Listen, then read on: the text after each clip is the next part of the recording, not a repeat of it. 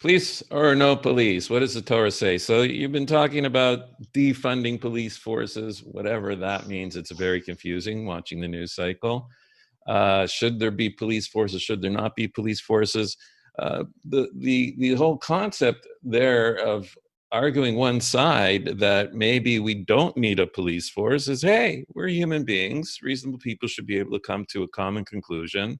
We're basically all good, and maybe we don't need police. It's on one hand. So is there some truth to that? Well, people are basically good. There's some truth to that. There's got to be some truth to every side of the story in order to be able to have a substantial disagreement or an argument. You can't sustain it. So there is some truth to every side. So, what do we need police? Do we not need police? Why? Aren't human people good people? And if you are going to have police, what's their job? What are their authorities, and what are their responsibilities? So let's take a look, and we'll jump into the verses.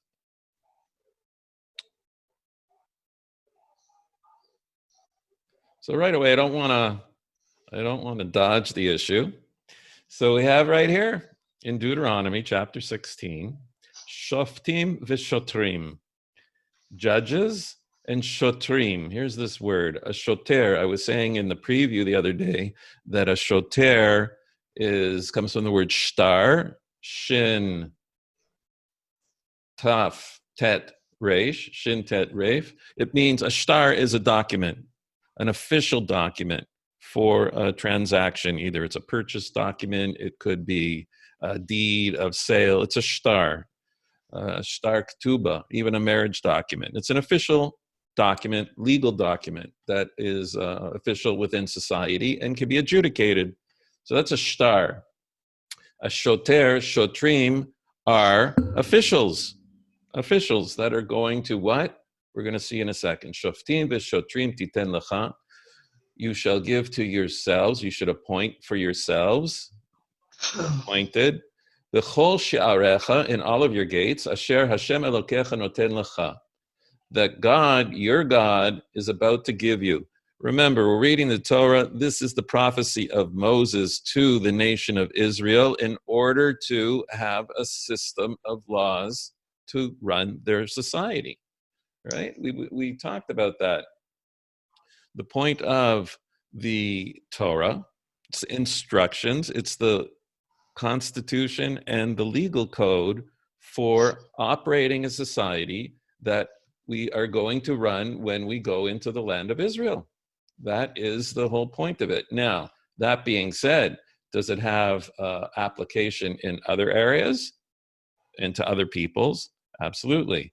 So let's continue. So in hang on here. So the appointing of judges and officers, police officers, is going to be in your gates that God is about to give you. Remember, Moses is speaking to them before they go into the land. Asher Hashem Elokecha noten lecha, that God is about to give to you, the shiftecha, to your tribes, v'shaftu et ha'am, and you shall judge the nation, mishpat tzedek. You shall judge the nation, the people, with a righteous judgment, or a righteous judgment. All right. So one thing you don't pick up when you read a translation, and if you're not connected to the oral tradition, our oral tradition is that when there's seemingly extra words, they have meaning. So if you take a look at here, it says shoftim v'shotrim. So we know we need judges for the mishpat, for the judgment. There should be justice. B'shaftu, they're going to be judged. The nation is going to be judged. So if that's true, it should only be shoftim. It says you should have judges in all of your gates that God's going to give to your tribes. B'shaftu et ha'am mishpat tzedek. And you should judge the nation with the mishpat tzedek. Well, wait a second. There are a lot of other extra words there. Why doesn't it just say, you shall appoint judges, shoftim titen lecha, and you shall judge the people with a righteous judgment? What's that's in your gates, that I'm giving to your tribes? And what are the shotrim doing here? All of these are extra words we don't need. They're adding meaning to the text. So we're going to get to that in a second. Let me just read on. It says, Lo tate mishpat, you shall not lean the judgment. Lo takir panim, you shouldn't recognize a person, meaning show partiality. Lo tikach shochad, you shouldn't take bribery. Ki hashochad ya'aver einei hachachamim, because bribery blinds the eyes of the wise ones, the judges. That's why, Lady Justice has the blindfold on her. That's where you get it from. Bisalef divrei tzadikim. Then it will upset the plea of the just. All right, so we're having instructions for the judges here. And there are going to be rules to be a judge. You have to have enough money. You have to be wealthy enough so that you can't be affected by a bribe. Actually, it's very interesting. There's a lot of rules for judges in order for you to make sure that you hear everything fairly and justly from the people. And we're going to see, if we go back, now we're going to understand why it says in all your gates and in your tribes. Each tribal region, every city within each tribal region is going to have their own judges. Why would you need that? Because you want to make sure that the judges know the people and the culture that they're judging. You have to understand the context of what's going on here in order to make a proper and righteous judgment so that the people feel they are being judged properly. You can see some of today's headlines in this little one verse here, right? All right. It says, tzedek, tzedek tirdof, you should pursue justice. The word justice is repeated. It's not out of the context for this talk. You have to pursue it. It doesn't just happen. You have to work hard at it. You have to chase it. Actually, that's what the word means. Lema'an tichyeh, in order that you shall live. V'yarashte et ha'aretz asher Hashem Elokecha noten lach. Whoa. In order that we will thrive and live in the land. What does that mean? If the system becomes corrupt and there's not justice, and people can't come to a court of law when they have an argument with their neighbor about did he do damage to his fence or his property or his car, and people feel they're getting a fair judgment and being heard properly, if we don't do that, again, we're the Or Goyim, we're the nation that's providing the light and the example for everybody else. If we don't do that, we won't thrive in the land and we won't occupy the land. The land will vomit us out. Okay.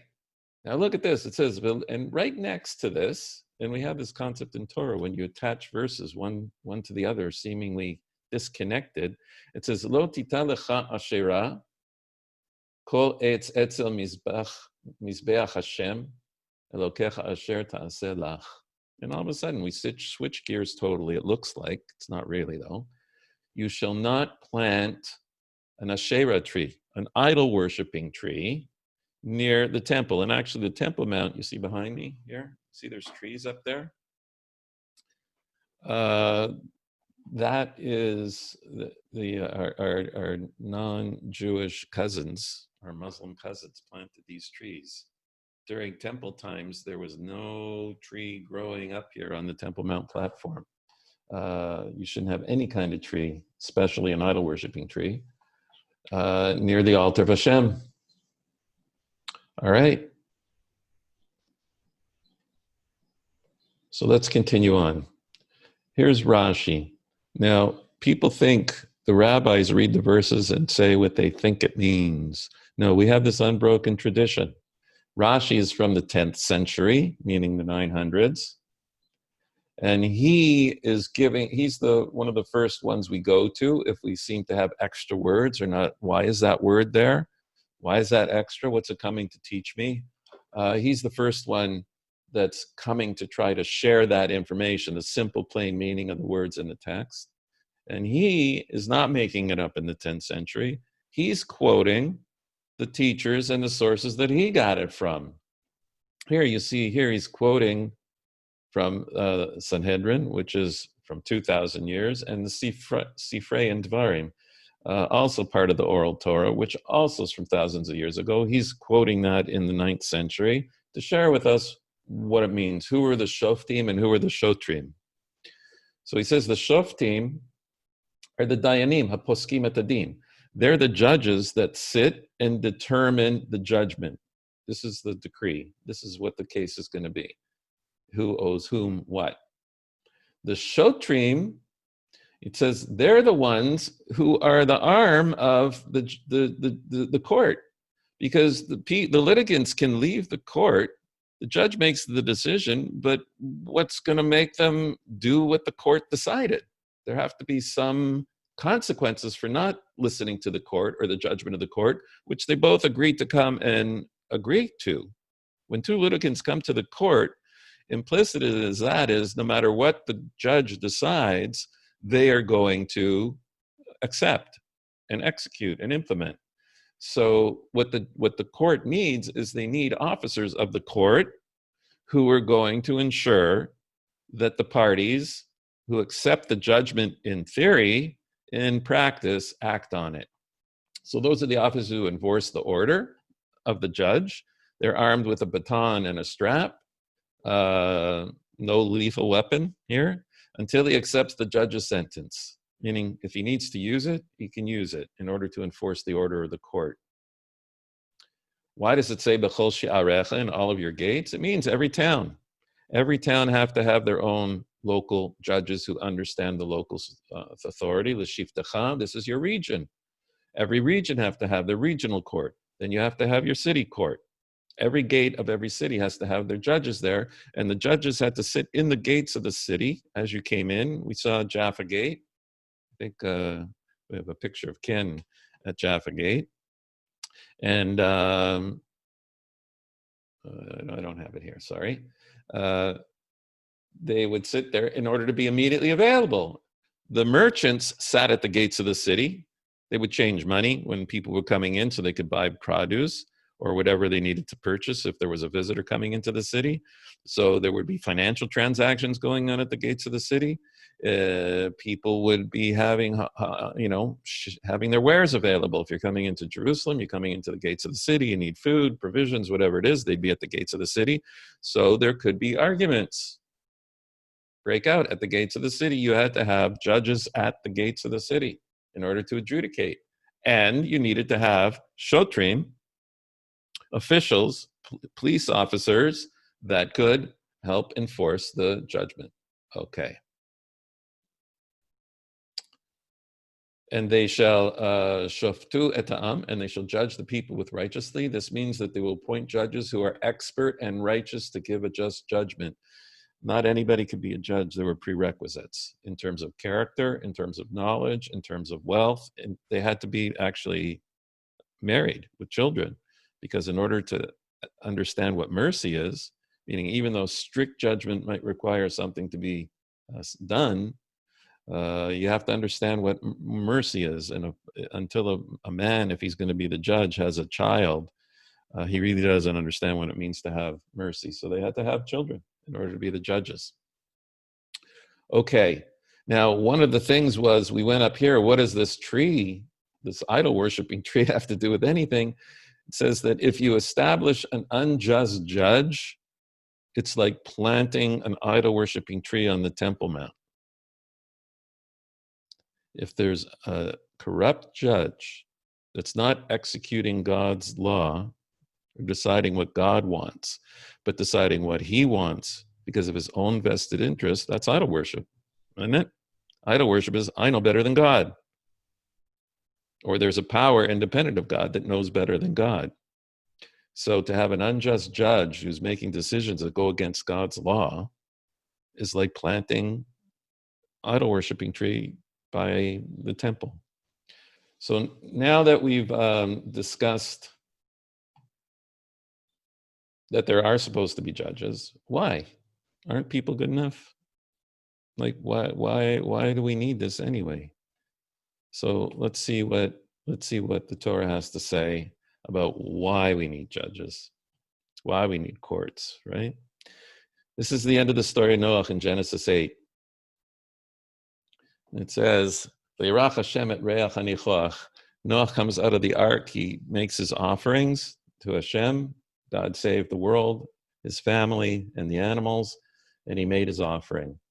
And then God accepts the offering. V'yomer Hashem el libo. God says to himself, he doesn't reveal to Noach in prophecy. Lo osif lekalel od et adama ba'avur ha'adam. I'm no longer going to curse the land because of humanity. Why? Ki yetzer lev adam ra mini'urav. Now, many of your translations will probably say, because of the heart of man is evil from his youth. Anybody got that in your? Anybody have that in your Bibles?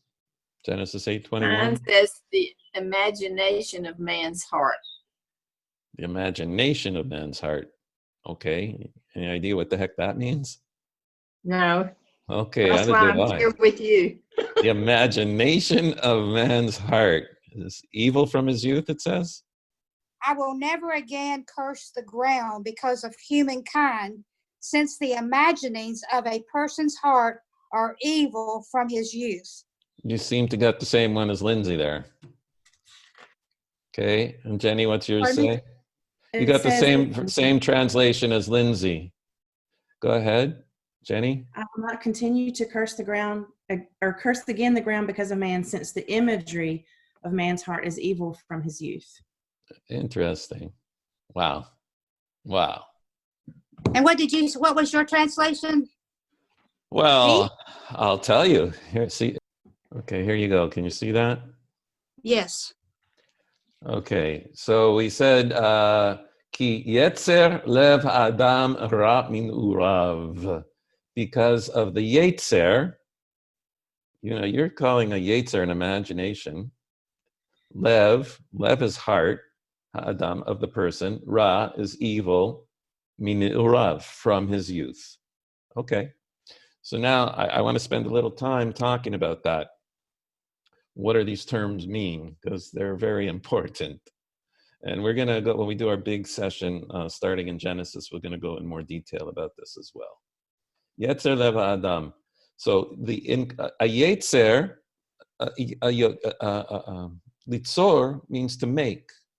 Yotzer. Yotzer, in Genesis we say Bereshit bara Elokim, God created, meaning something from nothing. V'yatzar, and he didn't create man.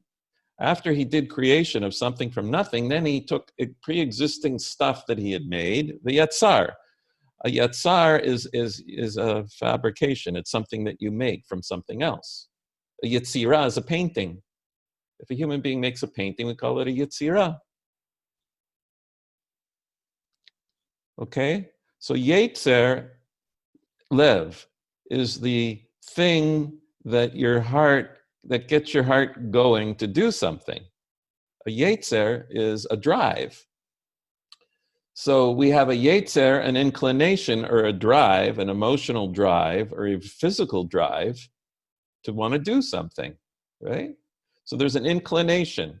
So he says in a human being's heart, he has this yetzer, or she has this yetzer, this drive to do evil from their youth. Now, we need to determine what do we mean by evil, right? We have to define what's good and evil. We're going to get to that in a second. We're going to define evil, ra, tov, good. So good is anything that's consistent with God's will, that brings somebody closer to God. That's good. What's evil? Evil is anything that actively goes against fulfilling God's purpose in the world.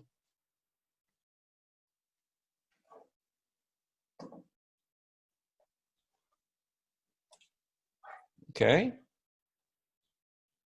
So if God is this transcendent being outside of time and space, and we have things in the physical world, anytime I'm involved in the physical world for the sake of being involved in the physical world, in something material,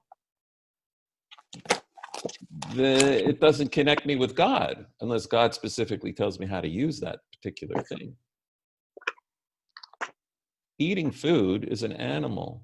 act. So if a human being just eats food as an animal, and our job here as human beings is to connect with God spiritually, there's nothing about eating that connects me to God. It's a neutral act. But actually, if that's all I'm doing, it's taking me away from God. So technically, the entire material world in and of itself is under that bad. There's good and bad, and then there's evil. So good is anything that's related to God, and evil is anything that's, and bad is anything that's not related directly to God. It's only indirectly you can use it to connect to God, but if you're just dealing with it on its own, there's nothing good about it. We call that bad. Ra, evil, is actively choosing the thing that's taking you away from God. That's evil. Or causing other people to be turned away from God. Okay? So, we have two things. We have a Yetzer Tov. Because you have a soul, you have a Yetzer, a drive for good. You have a spiritual drive for God. Otherwise, why are you here today and not having a pina colada around the pool? Right? Your neshama wants to be here. Your soul wants to be here. Your body doesn't want to be here. Your body has its own drives. Your body has the body drives. It has its own inclination. That's the Yetzer. It has its drive to do stuff in the physical world. It seeks comfort, your body. Your soul is seeking meaning. And there's your conflict. Meaning versus comfort. Vince Lombardi, Green Bay Packers. No pain, no gain. No meaning unless you're willing to pay the price. You got to work at it. You got to fight inertia. You don't want all that pain? You'll be a very comfortable last place finish by going out and drinking and carousing and having fun before a game day every week. It's more comfortable, no pain, but no meaning. So your soul is looking for meaning. So you have a drive for meaning, and you have a drive for material comfort, pleasure, material pleasure. So we say that a human being's born, a baby, grandchild, right? They're all Yetzer Ra. A baby, when they come out, it's all Yetzer Ra. They're all body drives. They just want to eat, sleep, burp, right? Be comfortable. The minute they're not comfortable, they scream. It's all Yetzer Ra. So we call that evil inclination. So to call it evil inclination is a bad nomer because we have all this baggage about evil that we're walking around with. It's the body drive. It's our inclination to want to just be a comfortable animal. I want to be a horse grazing out in the meadow with some other horses. Okay, so now God says, listen, we go back to our judges. Now he's judging humanity. He's got to understand the context. This is no longer the Garden of Eden where everything was pristine 50-50. And we're going to see in the Garden of Eden that the inclination, the drive to go against God wasn't even internal, wasn't inside a human being. It was outside. Who was the inclination to get us to go against God? The Nachash, the serpent, right? There was this concept of an external Yetzer, an external drive for the physical to be involved in the physical for its own sake, and that you yourself should control the world around you, as opposed to God being the one in control. So we had an external. It says when we ate from the tree of knowledge of good and evil, we internalized, we were transformed, we changed, and we became beings that had now an internal Yetzer Hara, an internal drive. We have this internal drive. We were transformed. We became more material, right? Remember we talked about light and skin? We became much more material beings. Now you're in a different context. Now it's not a 50-50 choice anymore to choose to go with God or to choose to go against God like it was in the Garden of Eden. Now Adam, outside of the Garden of Eden, it's a much rougher context that you're working with. It takes much more effort. It's harder to get it right. Once we get down to 10 generations, down to Noah and the flood, God's now judging humanity. He says, listen, because of the context, we have nature and nurture. Not only do we have a situation where nature is such that the human being has become more materialized, more material being, and therefore it's a bigger battle, especially when you're young, before you develop your intellect and your spiritual capacity. What you end up doing is you don't develop this capacity to overcome your body drives until you become, that's what we mean by when we call bar mitzvah. When you become 13, girls a little bit earlier, they mature earlier in their ability to use their intellect to understand that this delayed gratification or not doing something is going to be better for me in achieving my life goals than doing this thing. You need to become more than just a youth. At the youth level, we don't have the capacity at this point in history of Noah to be able to overcome that. And therefore, if somebody does something bad, I'm not going to destroy the whole world. I understand that they need to grow spiritually, and they're going to need some extra tools in order to do it. So we're not going to destroy the entire world again. That's what God's saying. It's not saying that man is evil. He's understanding that man, who is good, has this stronger Yetzer Ra, meaning the drive for the material, than much stronger than the drive to be a spiritual being. It's not a 50-50 choice, and therefore he's saying it's not appropriate to destroy humanity. Here we see the Sforno here. He says the inclination of man's heart, human makeup was now inferior to what it was before the flood, and the intellect no longer held sway during the years of youth, and this enabled the appetites, meaning our body drives, to achieve domination. We're consumed by our body drives. Now, why do we need this anyway? Why do we need this negative body drive, this drive against God? It's interesting. So if we look at Genesis 1, we see God saw that everything that he had made, and he saw it was very good. V'yar Elokim et kol asher asa, everything that he did, not bara, right? Here he's using the word to make, that's to fabricate also. V'nei tov me'od, it was very good. Usually it says vayihi tov, it was good, but now we're saying it's very good. And it was evening and it was morning, the sixth day. So here we're quoting the Midrash, Rabbi Nachman. This is from 2,000 years ago. Rabbi Nachman bar Shmuel. Rabbi Nachman, who was the son of Shmuel, who was the son of Nachman, who said in the name of Rav Shmuel bar Nachman, he said, now, I just wanted to throw that in for you.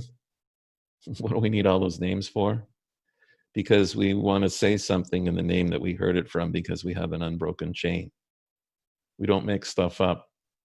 So he said, what did he say? Hinei tov me'od. When it says it's very good is the Yetzer Tov. I mean, the good is the Yetzer Tov. The Hinei tov me'od, to say it was very good, that's the Yetzer Hara. So it's good that we have an inclination to want to connect to God, and it's very good that we have an inclination to want to go against God. Why? So it answers here. Ki Yetzer Hara tov me'od. It may. How could it be that the Yetzer Hara, the drive to want to go against God, is very good? Elash ilule Yetzer Hara. Because if we didn't have a Yetzer Hara, a body drive, lo bana adam bayit, a person wouldn't build a home. He wouldn't get married. He wouldn't have children. He wouldn't do commerce. And King Solomon said in Ecclesiastes, in Kohelet, ki hine kinat ish mire'ehu. Right? The fact that we have this drive of jealousy means we actually can go and accomplish. We're in a physical world. Our soul is locked in a physical world. And unless we have a body drive, we're not going to go and act. The neshama, the soul itself, can't do anything in and of itself. The soul can't do anything. It's transcendent. It's spiritual. So it needs to be in a body. It needs a horse to get where it needs to get to. And it needs to have the horses got to drive. So now what I have to do is I have to figure out to manipulate and coerce and bribe and give a sugar cube to get my horse to do. If my horse didn't like sugar cubes, I'd never get it to get me to ride from Yavniel to Jerusalem. Wouldn't move. So same thing with my body. If my body didn't have built within it a body drive, I wouldn't be able to have a way to get my soul to convince my body to do anything in the world. God says, be fruitful and multiply. Why would my neshama? I need to have a body drive to do that. We need to have an evil inclination. It's called an evil inclination. I don't like the word evil inclination. It's a yetzer. It's a productive force. We have a productive force to do things in the material world, and we have a productive force to do things in the spiritual realm, to do spiritual acts. We need both in order to have free choice. Because if I didn't have both, I'd be forced to do good. If I just had a good inclination, I'd be forced to do good. You see that? Yeah? Okay. Once I know that people have a Yetzer Hara, right? A selfish drive, a comfort drive. When they're in the court of law, they say, oh, yeah, judge, right. So, okay, so now I have to pay this guy $1,000. Okay, I understand now, great. When you're standing in front of the judge, it's real easy to accept the judgment, right? You're in the court. And we're sworn, you make a shvuah. Sometimes you have to make an oath, and you're making an oath in front of Hashem, in front of God. Okay. So you accept the court. The minute you walk out of court, all of a sudden, well, how much money in my bank account? If I pay him, it's going to get really tough, or I'm going to have money for the mortgage, right? All of a sudden, your Yetzer Hara starts thinking about how uncomfortable it's going to be to accept the ruling of the court and find all kind of excuses not to do what the court said. That's why the court needs a police force. When the guy who's supposed to get his $1,000 doesn't get his $1,000, who's he go to? Said here, I have the order, I have the decision from the court. I have the psak din, right? It's written down. You owe me $1,000. Guy says, sorry, I haven't got it today, but there's a court order. That's when you need police. Because why? People have a Yetzer Hara. If we were all only good inclination, everybody would go out of court and he'd go to the bank account, take out the money, and if he goes into an overdraft and he has to go make a loan and get into trouble because of it and miss a mortgage payment, okay, what am I going to do? The judge said. So we want to project onto people that they should all be these righteous people that don't have a Yetzer Hara. They only are Yetzer Tov, right? There's good people, reasonable people should accept what the court says. I see these discussions on the television in America today. It's laughable.